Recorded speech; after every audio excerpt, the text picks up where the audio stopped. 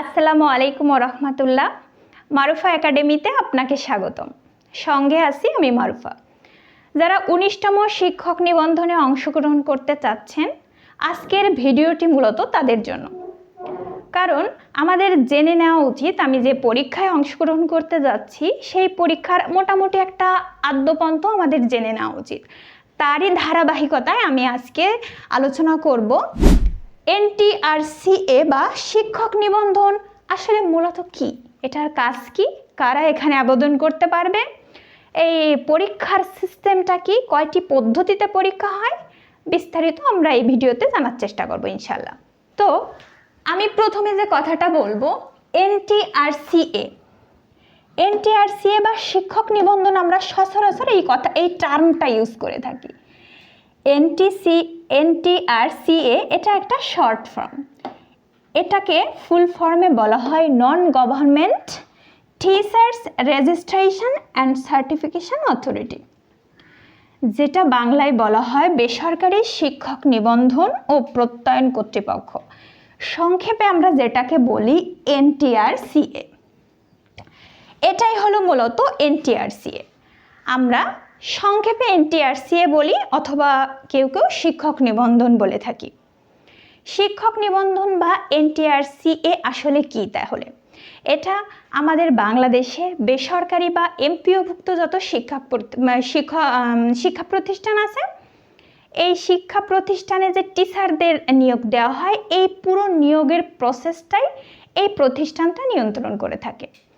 এটাই হলো মূলত এনটিআরসিএ বা শিক্ষক নিবন্ধন যে প্রতিষ্ঠান, এই প্রতিষ্ঠানের কাজ। আমরা যারা SSC, HSC, Dakhil Alim, Fazil degree, honours masters, BA, MA এই পুরো পরীক্ষা, একাডেমিক জীবনের পরীক্ষা কমপ্লিট করে আমরা কিন্তু সার্টিফিকেট পাই।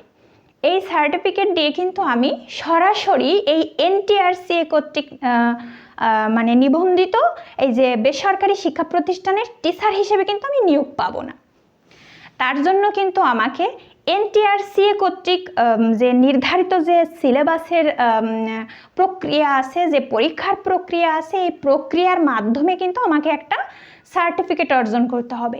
সেই সার্টিফিকেট দিয়ে কিন্তু আমি এই বেসরকারি শিক্ষা প্রতিষ্ঠানের শিক্ষক হিসেবে নিয়োগ পাবো।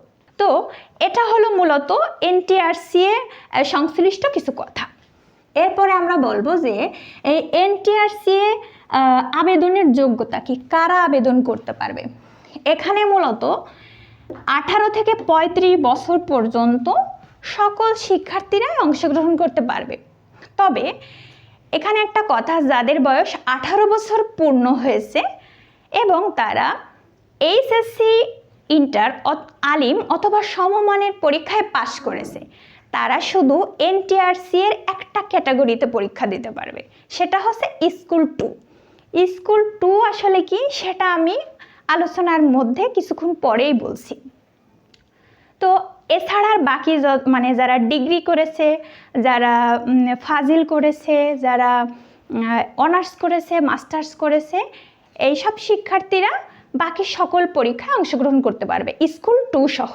শুধু স্কুল 2তে যাদের 18 বছর পূর্ণ হয়েছে এবং যারা আলিম, এইচএসসি অথবা সমমান পরীক্ষায় পাশ করেছে, এই সকল শিক্ষার্থী বন্ধুরা স্কুল 2 পর্যায়ে পরীক্ষা দিতে পারবে।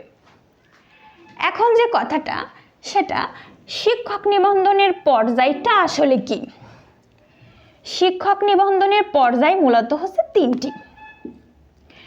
তিনটি পর্যায়ে এনটিআরসিএ বেসরকারি শিক্ষা প্রতিষ্ঠানে শিক্ষক নিয়োগ দিয়ে থাকে। একটা হচ্ছে স্কুল পর্যায় 2, স্কুল এবং কলেজ। স্কুল পর্যায় 2টা কি? স্কুল পর্যায় 2 হলো ক্লাস 1 থেকে 5। মূলত ক্লাস 1 থেকে 5 পর্যন্ত স্টুডেন্টদের পড়ানোর জন্য যে শিক্ষক নিয়োগ দেওয়া হয়, সেটাই স্কুল পর্যায় 2। এবার স্কুলটা কি? স্কুলটা হচ্ছে ক্লাস 6 থেকে 10 পর্যন্ত। ক্লাস 6 থেকে 10 পর্যন্ত স্টুডেন্টদেরকে শিক্ষা দেওয়ার জন্য এই স্কুল পর্যায়ের শিক্ষক নিয়োগ পরীক্ষা নেওয়া হয়।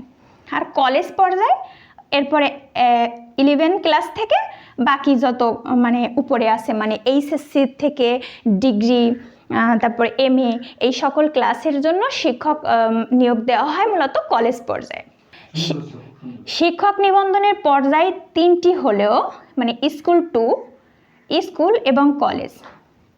পরীক্ষার ধরন কিন্তু 100%ই একই রকম, মানে এখানে পরীক্ষার ধরন একেবারে সমান, কিন্তু সিলেবাসে কিছু ভিন্নতা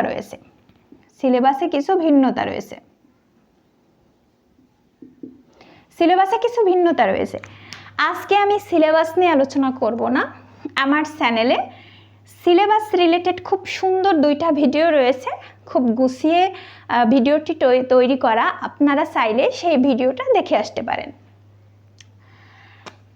এবং এই যে স্কুল 2, স্কুল এবং কলেজ, এই পরীক্ষা পদ্ধতিও 3টি, মানে এনটিআরসি স্কুল 2, স্কুল এবং কলেজ এই 3টা ক্যাটাগরিতে টিচার নিয়োগের জন্য 3টা পদ্ধতিতে পরীক্ষা নেয়। এই 3টা পদ্ধতিতে পাস করার পরে তারা একটা সার্টিফিকেট দেয়। সেই 3টা পদ্ধতি, প্রথম যে ধাপ সেটা হচ্ছে প্রিলিমিনারি, মাল্টিপল চয়েস কোশ্চেন থাকবে, যেটাকে আমরা সংক্ষেপে এমসিকিউ বলে থাকি। দ্বিতীয় ধাপ লিখিত, আমি যখন প্রিলিতে পাস করব তখন আমি লিখিত পরীক্ষা দিতে পারবো। তৃতীয় ধাপ ভাইভা, অ্যান্ড লাস্ট ধাপ। এখন আমি কথা বলবো প্রিলিমিনারি, লিখিত এবং ভাইভা নিয়ে কিছু কথা। পরীক্ষা পদ্ধতির প্রথম ধাপ যেহেতু প্রিলিতে মোট 100 নম্বর থাকবে। 100 নম্বরের মধ্যে সময় থাকবে, 100 নম্বরের জন্য সময় থাকবে 1 ঘন্টা। 1 ঘন্টা সময় আমাকে 100 নম্বরের জন্য বরাদ্দ থাকবে, এবং 100 নম্বরের জন্য 100টি এমসিকিউ থাকবে। 100টা এমসিকিউ এর মধ্যে আমাকে 40% নম্বর পেতে হবে, মানে 100টার মধ্যে আমাকে পেতে হবে 40। প্রতিটি প্রশ্নের জন্য 1 নম্বর বরাদ্দ থাকবে, কিন্তু আমি যদি একটা প্রশ্ন ভুল করি সেক্ষেত্রে আমার প্রাপ্ত নম্বর থেকে 0.25 নম্বর কাটা হবে। এখন এটা তো গেল আমার প্রিলির মান বন্টন। 100 নম্বরের যে আমাকে প্রথম ধাপে প্রিলি দিতে হবে, এই 100 নম্বরের প্রিলির জন্য আমাকে মোট 4টা বিষয় প্রস্তুতি নিতে হবে। 4টা বিষয়ের প্রস্তুতি নিতে হবে 100 নম্বরের জন্য, প্রিলির জন্য, প্রথম ধাপের জন্য। সেই 4টা বিষয় হলো বাংলা, ইংরেজি, সাধারণ গণিত এবং সাধারণ জ্ঞান। বাংলাতে থাকবে 25 নম্বর, ইংরেজিতে থাকবে 25 নম্বর, সাধারণ গণিতেও 25 নম্বর এবং সাধারণ জ্ঞানে 25 নম্বর। এই সাধারণ জ্ঞানের মধ্যে আবার 3টা পার্ট থাকবে। প্রথম পার্ট বাংলাদেশ বিষয়াবলী, দ্বিতীয় পার্ট আন্তর্জাতিক বিষয়াবলী এবং তৃতীয় পার্ট সাধারণ বিজ্ঞান। এই 3টা ক্যাটাগরি থেকে, 3টা সাবজেক্ট থেকে মূলত সাধারণ জ্ঞান গঠিত, এবং এই 25 মার্কের প্রশ্ন হয়ে থাকবে এখান থেকে। এটা হচ্ছে প্রিলি বা প্রথম ধাপের টোটাল 100 মার্কের মান বন্টন। বাংলা, ইংরেজি, সাধারণ গণিত, সাধারণ জ্ঞান। এই 100 নম্বরের মধ্যে আপনাকে 40 পেতে হবে, এবং 40 যদি আপনি পান তাহলে আপনি প্রথম ধাপে উত্তীর্ণ হয়ে দ্বিতীয় ধাপের জন্য কোয়ালিফাই করবেন। দ্বিতীয় ধাপ হচ্ছে লিখিত। আমি যেহেতু বিগিনারদের জন্য ভিডিও করছি আর এখনও প্রিলি হয়নি, তার জন্য আমি আজকে লিখিত বিষয়ে বেশি একটা কথা বলবো না। তারপরে আলোচনার ধারাবাহিকতায় কিছু কথা আসে, সে কথাগুলো আমি বলবো। লিখিততে 100 মার্ক থাকে, লিখিতর নম্বরও 100। এই 100টা কিন্তু সম্পূর্ণ ডিফারেন্টভাবে হবে, মানে লিখিত প্রিলিতে কিন্তু সবার জন্য একই রকম এই 4টা সাবজেক্ট থেকে পড়তে হবে, কিন্তু লিখিতের জন্য আপনাকে সবার ডিফারেন্ট। যে সাবজেক্টে অনার্স করেছে অথবা কোড অনুযায়ী যে বিষয়ের উপরে টিচার হবে বলে সে প্রস্তুতি নিচ্ছে, তার সেই সাবজেক্টের উপরে পরীক্ষা হবে। এই লিখিততে পাশ করার পরে আপনি ভাইবার জন্য ডাক পাবেন। আর এই প্রিলিতে যে আপনি মাত্র 40 পেয়ে পাশ করবেন, এই 40টা কিন্তু আপনার এই লিখিতর জন্য আপনি কোয়ালিফাই হলেন। এরপরে এই প্রিলিমিনারির মার্কটা কোথাও আপনার রেজাল্টে যোগ হবে না। লিখিত এবং ভাইবা এই দুইটার মার্ক যোগ হয়ে আপনার মেধা তালিকা প্রকাশ পাবে, অথবা আপনি সার্টিফিকেটটা পাবেন। এনটিআরসি আপনাকে একটা সার্টিফিকেট দেবে।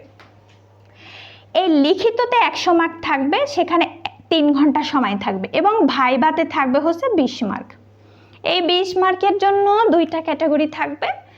একটা হচ্ছে আপনার 12 মার্কের, আপনার একাডেমিক জীবনের সকল সার্টিফিকেটে 12 মার্ক থাকবে, আর 8 মার্ক থাকবে সেদিনের ভাইবাই মানে মৌখিক পরীক্ষার মানে প্রশ্ন উত্তর এবং আপনার প্রেজেন্টেশন, এই সব ওভারঅল মিলে 8 থাকবে।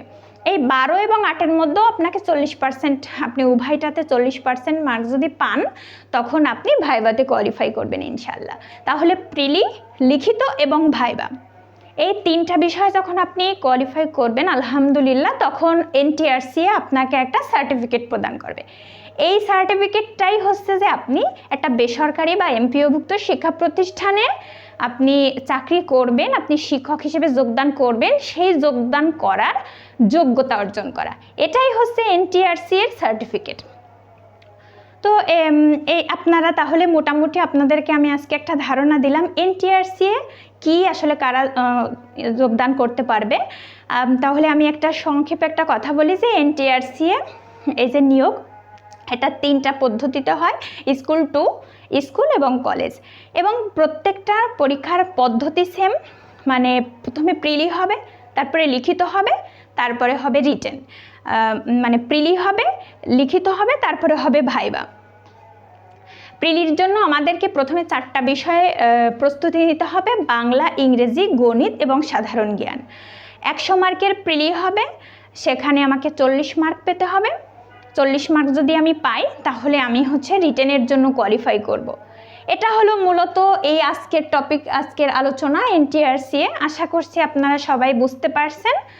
আর এরপরে আমি আরেকটা ভিডিও করব ইনশাআল্লাহ, যে বাংলা, ইংরেজি, সাধারণ গণিত এবং সাধারণ জ্ঞান এই 4টা বিষয়ে আসলে কোন কোন টপিকগুলো খুবই গুরুত্বপূর্ণ, কোন কোন টপিকে থেকে প্রত্যেক বছর 2টা-3টা করে প্রশ্ন থাকে, মানে প্রশ্ন নিয়ে আমি মানে কোন কোন টপিকের জন্য, কোন সাবজেক্টের জন্য কোন কোন টপিক খুবই গুরুত্বপূর্ণ, এটা নিয়ে আমি একটা বিস্তারিত ভিডিও বানাবো ইনশাআল্লাহ।